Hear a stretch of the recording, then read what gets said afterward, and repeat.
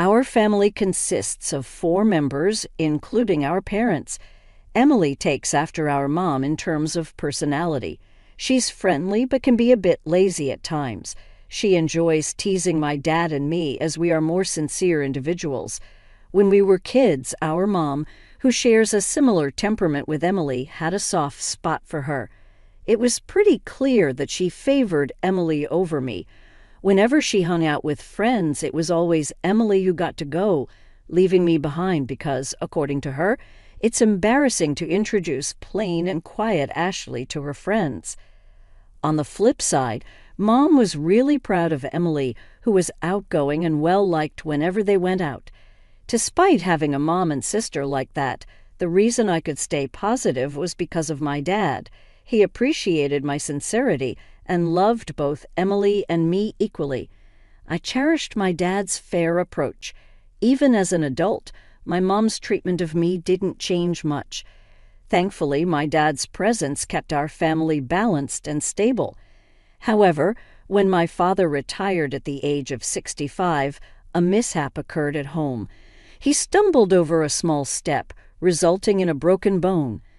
Despite his efforts with surgery and rehabilitation, his aging muscles didn't bounce back easily. As he spent more time confined to bed and in need of care, my mother and Emily grew colder towards him. "Hey, Mom, what do you think about this?" "Yeah, it looks good. The food seems delicious, too. Maybe we should go with this one." While glancing at a guidebook, my mother and Emily excitedly discussed their plans. When I inquired about their conversation, my mother replied with a hint of irritation. They were organizing a family trip, but considering Dad's mobility challenges, I pointed out that traveling might be tough for him. In response to my comment, Emily said with a smile, "Well, we're not planning to bring him in the first place. We intend to leave him at home." That's cruel. It would be tough for him if he's left alone. "If Dad's not coming, I'll stay home with him," I declared. After expressing this, my mother and Emily exchanged smiles. Following that, my mother stated, "That's fine, too. If that's the case, Emily and I will just go by ourselves. Whether you two come or not is up to you. But since it's a family trip, we'll be using money from Dad's bank account." A quick look at the guidebook revealed they had chosen a room meant for only 2 people. It was evident they never intended to bring my father or me along. Following that, my mother and Emily frequently ventured out on their own, staying at upscale inns and dining at renowned restaurants. It felt as if neither my father nor I existed in the house. I observed their actions from a distance, working diligently to complete my tasks, quickly to attend to my father. When I couldn't manage everything alone, I sought assistance from care services for tasks like bathing and accompanying my father on short walks around the neighborhood. On days when I had to work late, I asked my mother and Emily to look after my father. However, they avoided the responsibility. "Ashley, I came to help with the bath, but is there no one at home today?" Upon receiving a notification from the care service staff, I promptly called my mother and Emily. Despite informing them of the staff's visit in advance, they had left my father alone and gone out. When they finally returned home, I confronted them, but there was no apology. "The staff are professionals, right? It's okay, even if we aren't there. Dad is an adult. He'll be fine being left alone. We don't want our time taken up caring for him like you." It seemed they genuinely believed they were doing nothing wrong. Realizing I couldn't rely on them, I decided that taking care of my father was my responsibility. I juggled work and caregiving. The daily grind was far from easy, especially since neither my mother nor Emily showed any concern or understanding. As the days passed, my father's condition worsened. He spent more time seated than walking and ate much less, approaching the 9th year of caring for my father. I grew worried about his frail appearance when I took him to the hospital. A shocking diagnosis awaited me. "Your father has advanced cancer." It can't be. Realizing that our time with him might be limited, I was determined to support him in his final days. I made the difficult decision to quit my job and become his full-time caregiver. I knew I had to share this with my mother and Emily. Their reactions were quite unexpected. When I told them about his condition, my mother remarked, "Really? He never drank or smoked. It's unfortunate that such a sincere person ended up with cancer." Emily, looking stunned, said, "I can't believe you'd give up your job to take care of Dad. I'd never make that choice." Their indifference surprised me. It seemed they viewed it as someone else's problem. In the end, they only visited him briefly in the hospital and never made a proper visit. I provided daily support during his chemotherapy treatments. Despite our efforts, the cancer continued to progress, and 6 months later he passed away. The days following the diagnosis were a blur. Upon learning of his death, my mother and Emily had a private discussion and left me to organize the funeral alone. Then they disappeared somewhere. I didn't even have time to mourn my father, as I had to handle the funeral arrangements alone. As the funeral commenced, my mother took the stage to deliver the chief mourner's speech. Despite not having contributed much, she put on a public face, irritating me, but the funeral proceeded smoothly. Exhausted as I returned home, my mother and Emily, who had already arrived, invited me to the living room, claiming they had something to discuss. Without considering my fatigue, my mother abruptly announced, "Regarding your father's inheritance, Emily and I will inherit this house and all other assets." Honestly, I wasn't in the mood to discuss inheritance on the day my father passed away.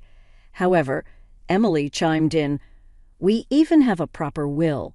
Look." She proudly presented a document and began to explain. Right after Dad was admitted to the hospital, Mom and I visited him and had him sign this. It states that you won't inherit anything. Dad agreed to it immediately. With a smirk, Emily said, "After all the help you provided, it's so cold, right?" Maybe Dad, in the end, preferred me over his 2 serious elder daughters. Before I could respond, my mother interrupted with an inappropriate grin. "Clearly, Emily is more adorable. Though your father always stayed home and had no hobbies, he surely saved a lot, right, Mom? Even quit her job because of the inheritance, and I took some time off work to enjoy the inheritance for a while," Emily added. Without allowing me to say anything, they continued their conversation. My mother then informed me, "You who have no job won't get a penny from the inheritance. We plan to enjoy a vacation abroad for a while, so you should leave this place by then." Hastily, I countered, "Wait a minute. Do you genuinely believe what you're doing is right?" Without waiting for me to finish, both my mother and Emily firmly responded, "Shut your mouth. It's a waste of time trying to take the inheritance from us. With your father gone, we'll do as we please. Your role here is done. Please leave this house promptly." To think that after all I sacrificed for Dad, this is what I get. There was no need to go to such lengths for such an inept father. It's pointless to regret and think about it now. Upon hearing those words, any remaining bond I felt for my mother and Emily was completely severed. I couldn't forgive them for speaking that way about my beloved father. Holding back what I wanted to say, I calmly told them, "I understand your thoughts. From now on, I can't imagine living together with you two. I'll gladly leave." Despite their initial surprise at my acceptance, the two soon smiled smugly together. "Good to know. Once you leave this house, never rely on us again. Our relationship ends here. Whatever happens to you, we want no part in it. Don't even think of contacting us." Receiving this intense sentiment from my mother, I packed only my essentials and left the house. A few days after the inheritance discussion, something unexpected happened. I received a call from my mother, the same person who claimed she would cut off contact with me. When I answered, she immediately confronted me in anger. "What have you done? Where has all the money from your father's account gone? Why are you suddenly calling? Didn't you say you wouldn't contact me?" "Silence. This is an emergency.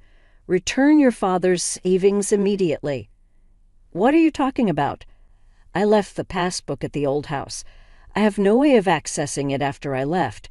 But the money in the account is definitely gone. Such a significant amount of his savings couldn't have disappeared so suddenly. I found it suspicious.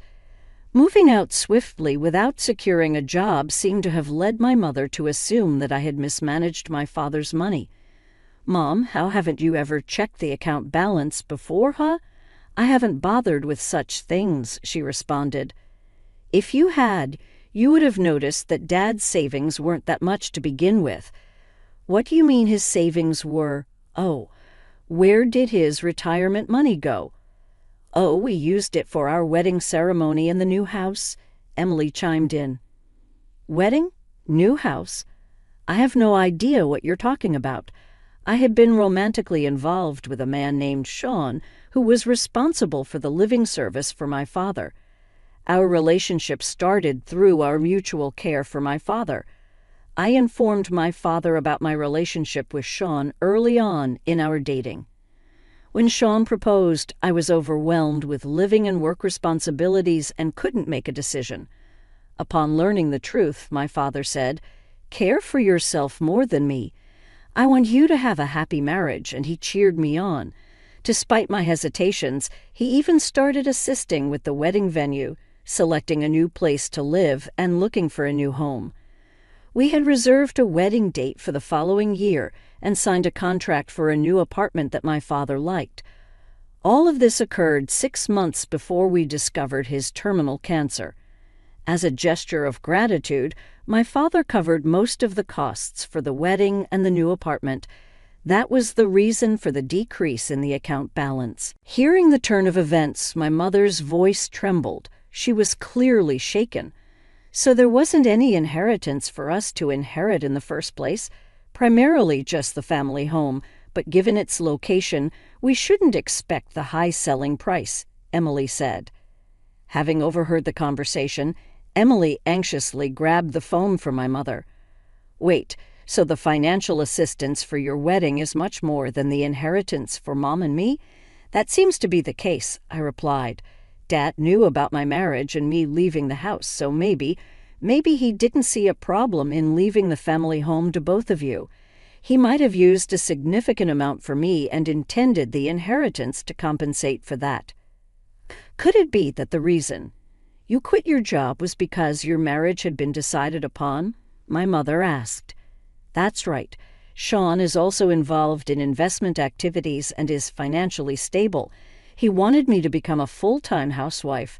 Also, I thought if I resigned early, I could focus on taking care of our father. I can't believe it. Why did you keep the news about your marriage and savings a secret from us? My mother inquired. I thought about telling you several times, but every time, neither of you showed any interest and avoided the topic, I answered. Why didn't you stop me from taking a break from work or Mom from quitting her part-time job? How are we supposed to live now? When I wanted to talk to you after the funeral, wasn't it you and Mom who shut me down, saying you can expect anything from us? I countered. But I thought family members should help each other out. When I was swamped with work and living, you were out having fun, neglecting Dad. How can I think of someone who said such mean things as family? Shocked and speechless, Emily was caught off guard. Following that, my mother implored, Ashley, the truth is I've already paid for the trip. I'd also made various purchases expecting the inheritance. So now I have no savings left. So what about it? I've already quit my part-time job, right? If we don't get any inheritance money, we won't have any money for next month. So until I find a new job, I hope you can lend us some. Without waiting for my mother to finish, I ended the call and blocked their numbers. I was utterly disgusted by my mother and sister, who only claim to be family when they're in trouble. I decided to distance myself from these two. Later on, I heard from various people that although my mother and Emily had canceled their trip, since it was a last-minute cancel, they couldn't get a refund. They've been barely scraping by, asking friends and relatives for money. They had to sell their house, but as I expected, they didn't get as much as they hoped. With the initial expenses for a new place and moving costs, they had hardly any money left.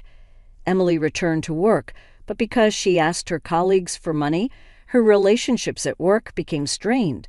She had planned to leave her job soon after finding a good partner, but because of the situation, that partner, as well as other men, distanced themselves from her and her friends too. My mother tried to find another part-time job, but her previous workplace had already hired someone else, so it was hard for her to return.